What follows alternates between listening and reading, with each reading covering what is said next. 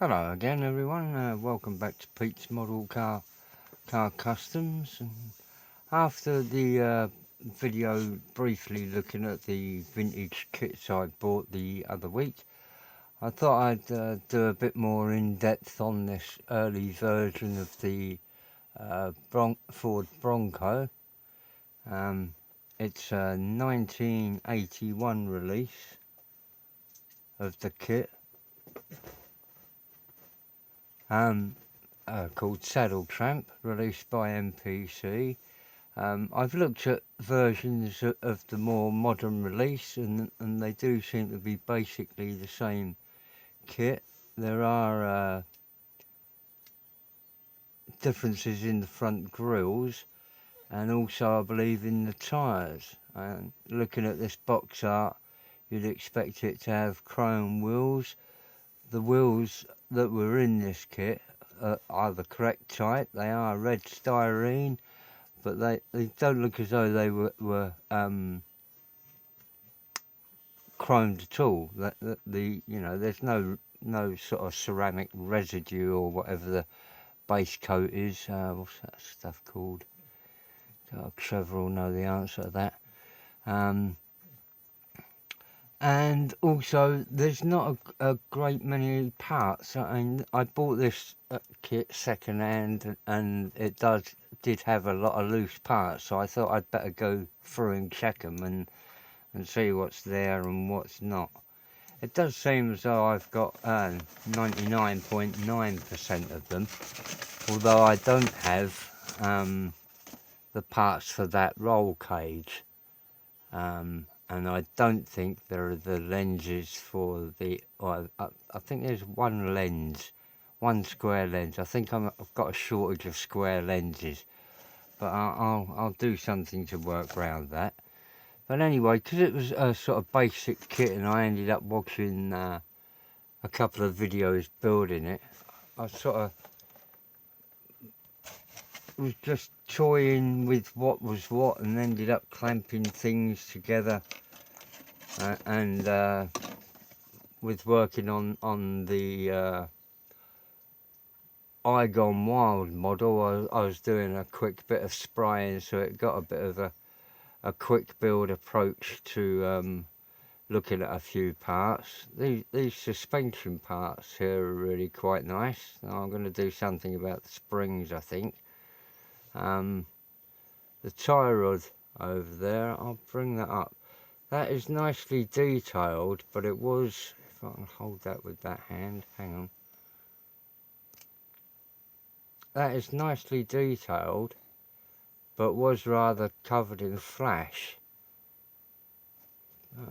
And picking out the back of the diff there, that's nicely detailed. I've just sprayed them with a dark grey colour and then given them a light dry brushing of, well, I was clearing out a brush that I'd been using, so and there's a wheel back there that fits into this part here. That part there will fit into that part there for the suspension. A couple of excuse me, keep burping. I think it must be my nerves doing these, but they're not too bad. But there is a bit of a seam mark to clean up. I did find quite a bit of flash on parts of this. The tie rod here, I've actually remounted while I was painting it. It came from somewhere else on the sprue, but I do find if I'm cleaning up a part, I tend to plonk it back on a sprue somehow and then spray it like that.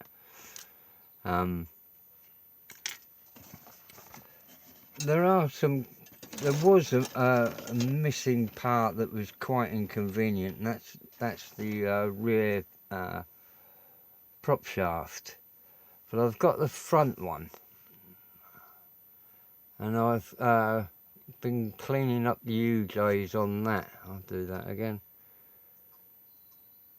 And I'll have to make up, I've took the dimensions of this so I can make up another prop, and if one end's going into the transfer box, I'll scrounge that off with something else. These aren't particularly well detailed anyway. Once I've got the transfer box in place and and the rear axle, as you can see in the back, I've rapidly made progress towards that. I'll be able to measure the distance needed for another prop and make that. The engine was pushed together, but it hadn't actually been glued. But the heads had, well, if it had been, it wasn't very well, and it fell apart. The heads are seriously glued on though, but who cares? The main thing that's a bit of a bugbear with it is there is a terrible gap either side of the manifold there, so that I'll need a bit of strip either side to sort of keep it centralised and fill that gap. Really is quite all over the place there, and I might have to cut that head off and realign it. I'm not sure whether it's off. Some of these,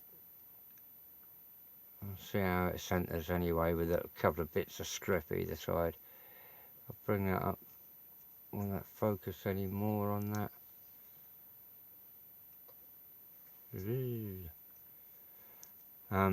Anyway, it's wobbly. There's it's terribly not flat there. I'll probably just take that pin off, make a note of which direction it does go in. You want, you know, the two holes at the front. Then fill either side of it and carry on. The front part looks quite nice, but it's all the fuel pump and water pump moulded in. I don't know if I can get that.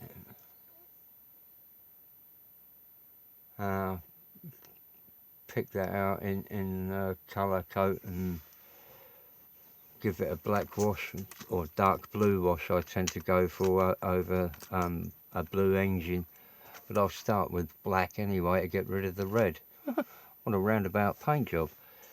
So same again. Most of the parts were here apart from the roll cage. The dashboard, I don't know what the new one off the top of my head looks like. If you've got one, you'll probably know whether that's the same or not. There aren't any decals for it, which is a shame, but I'll see what can be done with that. It's very nicely detailed. It's just not very well defined, you know, not very prominent, so it's going to be very careful dry brushing or pad printing into there. Might make a little square pad that will take paint down, not sure yet. The seats aren't particularly stylish, and they're not very well cast either. There's a lot of bad seam down the side.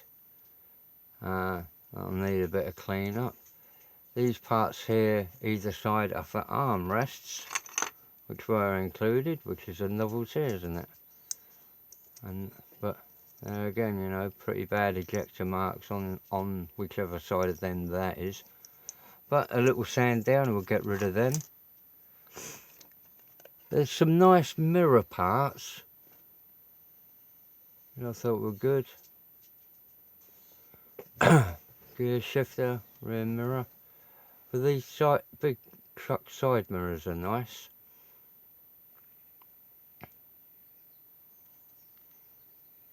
Yeah, and good fixing points there, not very spindly, they'll locate well. There are the spotlights in the corner. You'll probably be able to just make up multi-pulsar lens, cutter lens, you know, bit of sheet, or just build it up with varnish. Yeah, varnish, lacquer. The front grille, what a killer.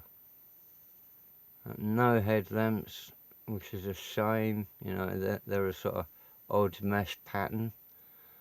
I did think about putting mesh over that to sort of fake a screen, fill them a bit full of varnish again, then put a mesh screen over that to create a you know, an anti-stone mesh over them. But that would be a bugger to hollow out. I'll see what black paint is like, but it's very thick and then very little detail. That's just gonna be a killer.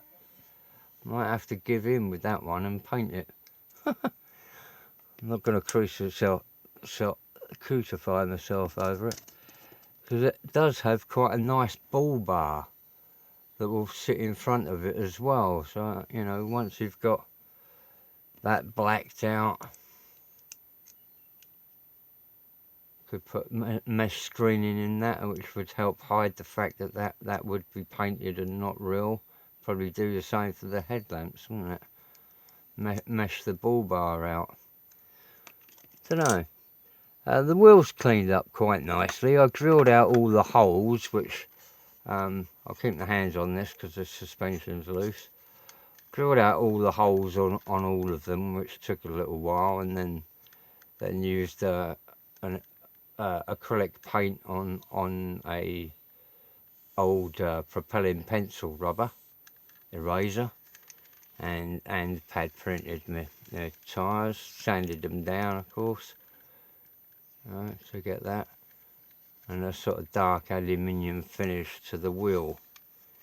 I also did a sort of, hopefully sort of galvanised, steely looking grey on the petrol fuel tank. What do you call it? Gasoline. There's a bit of twist to these springs, but they're not glued in at all yet. It's just all lying there. I quickly blew over the chassis and lower body. Because Ryan at RPM Games, he said about the sort of interference of these tyres on the body, and I looked at the box art, and especially on the front there, it does look very, very clear. If you went over a bump, you would be tripping that. And he said about jacking it up a couple of mil. Looks very tight there. I've been trying to look on builds, and I think he's right. If it was jacked up a couple of mil, these tyres are big enough to cover it, you know, in ride height and that, and it'll give a better look of clearance for spring travel. Apart from that, I didn't actually intend building any of this. It's just coincidence of what happened. I wanted to check out the wheels a bit more. The decal sheet is quite nice and does look usable, even though, like I said, this is a 1981 kit, so they're 40 odd years old, 42 years old, but in very good condition. Nice chunky bumpers on this thing with a Ford logo.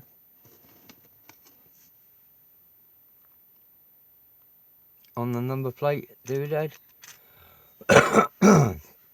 Apart from that, like I said, 99% of it was here, apart from one prop shaft, a couple of clear lenses, and the roll cage. But apart from that, I'm pretty chuffed with it, and it's an interesting little kit. The radiators are a sort of staggered up section, and that's quite nice as well. It builds, if I find that on the instructions, that section there, a multi-layered effect to building up the radiator, which is quite good.